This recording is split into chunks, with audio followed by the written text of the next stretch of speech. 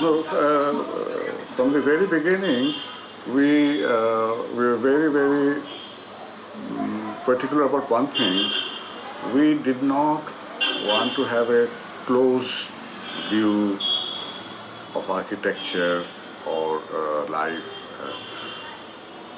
We only tried to acknowledge the fact that the world is a very diverse place. From the very beginning, we were very particular about one thing. We did not want to have a closed view of architecture or life.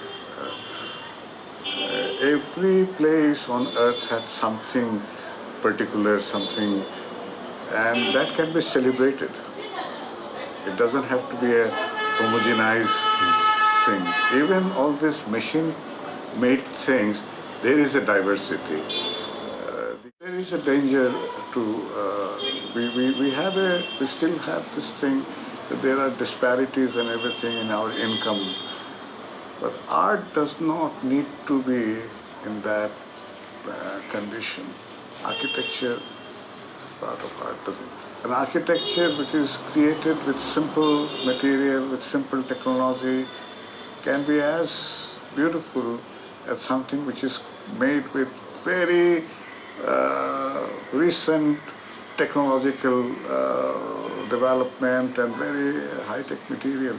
So I think there was a time, especially in countries which were colonized for a long time, that a disconnection took place. And there was a dependency on models and everything from outside the place, that everything that came from outside. Regionalism, in a way, also instilled a kind of pride in the work that you were doing. Not in a narrow way, but the things that you would not take seriously or not look second time, whether it's a small basket that has been crafted or a rural vernacular hut that was not considered as something high art. So at that time, regionalism made people look into these things, and we took a look. We took a look into our tradition. But I'm not saying that should. I mean, I even did not carry it like that. I also believe that one needs to evolve and how one can engage the changing environment, changing future, because it's not what was relevant in the 80s. Today there are new issues. You know it very well that the world does not talk about only styles today. This is, for me, it was an amazing commission, because for quite a while, what started with like a cultural inquiry moved into things like geographical or topographical inquiry. Topographical inquiry, the reason I'm saying that the place where one builds something is not a place that we were at the time only talking about history and tradition. But what about the place, the land, the tree, the atmosphere? That is also very much part of the place. And architecture also needs to engage to that thing. So I was looking into one particular thing about our place here, is that we get a lot of rain, a lot of water for about 4 to 6 months of the year. It's more water than anywhere else. It's raining, it's flooding, There's water everywhere. This river island. So when I got this project, when I went and saw this site, it was underwater at that time. But the client was saying that that's my land. I said, where is the land? There's no land. I said, no, that's now underwater, but that will emerge. So that created a kind of a twist in my thought process, because all this time I could see the land where I was going to build, but I was not going to see the land. The land will appear. So what will you do? You will have to create a datum or a base where throughout the year you will have a dry condition.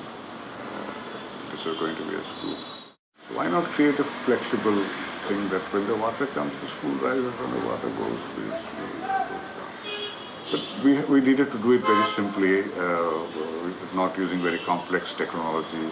And this was there, Bangladesh being a country with a lot of rivers and canals. So I observed that we were making this pontoons for people to get into this launches and remote ships and other things. So that was floating, but that was all the time in water. But I observed some of that in the southern districts where you have high tide and low tide. So during the low tide, you have the pontoons on the ground. But it's a wet ground, and so that was one idea that, okay. And there were also things which were happening. So we carried out some inquiry that how simply we can make a school that would float. And the other thing that I looked into was use material that was not going to increase the carbon emission. And, use materials which were naturally grown, except for the steel drums, which is the basic flotation device. The whole school floats on the steel drum. We have used bamboo all along. How do you inhabit with water? How do you create a balance between land and water? It doesn't have to be all land.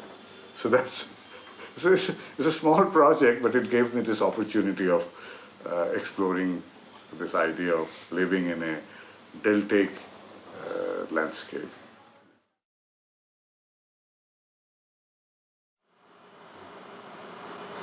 That is an important point, because that's a big difference from the volumes. Even in apartments, you will see that we have broken volumes because we want to increase the surface contact with the outside. In a cold place, you want to decrease that, keep the heat in. But we have to increase it so that rooms get exposed to the outside. So in this project too, the concept was to bring in the outside in between the rooms also. Because in this project we had the land and the freedom, flexibility to do that. In other areas, the land price in Dhaka is very high. You cannot take so much luxury. Here we could do that. The idea is always that an indoor space to the outdoor is not one line. It is a space, intermediate space. So that's the in-between space. We call it the in-between space. The in-between space serves as a link from the indoor to the outdoor. The in-between space is the most interesting space to sit in. It's raining. When you have high humidity, put on the fan, sit there. It's like a veranda, but you will not be able to, if you do it properly, you should not be able to say whether that's outdoors or indoors. It's somewhere in between. The only difference with Sri Lanka and our climate is that they have less amount of wind with the rain. So they can afford to keep their pavilions open, have permanent furniture in them. For us, we have our tea bungalows all have porticos, which is the main living space during the day. but they also have servants who will take out the cushions every time it rains and wipe the chairs and bring it back. So our pavilion living is possible, but not with permanent kind of furniture. But it's the same thing. You need those spaces, and that spaces will keep out the sun, will allow your indoor windows to be open when it's raining, which is very important because our climate takes a cyclical turn in terms of temperature during the hot months. So you will have a few days of very high heat, no rain, the water is evaporating, clouds are forming, and then you will have 4 or 5 days of rain. It is during the change when you have high heat to the first rains is the most comfortable. So at that time, if we keep our windows open, we are losing valuable experience to compromise. So if you can keep your windows open, the best. And it keeps out the sun, let's say airflow. Mud walls are much better to live in than brick or metal. Metal is worse. Mud houses are cooler because mud has a quality of controlling humidity. So when it's very humid, mud absorbs a lot of the humidity. And in winter, when it's dry, mud retains the moisture. So it gets warmer in winter and cooler in summer. But what happens is mud is associated in our country with poverty. So only the poor people use the mud house. The moment they get some money, they will change the wall material into first metal and then brick. Ultimately, they will go for the brick. The reason is that mud house needs a lot of regular maintenance because the water on the walls will erode the walls. The water falling, splashing onto the ground will erode the bottom part of the mud house. So in this experiment, I wanted to try to make architectural interventions so that the wall becomes maintenance free. So all the efforts were for that. So we hired a traditional mud wall builder and told him the plan that this is the way we're going to build. But I tried to insert certain things into it. I think we have details for this. So the plan is very simple. This is a rectangular plan. One portion is 2-story. One portion is 1 story. So this is supposed to be the living space, and this is dining, kitchen, toilet, and on top you have the sleeping space. In the middle, there is no wall. This is only on bamboo. So the frame is bamboo because we wanted to get the high space and a lot of light through the difference of the roof because mud walls have small openings. So we wanted. We don't know what would have been if the British never came and India slowly went into democracy. So how the people's houses could have been.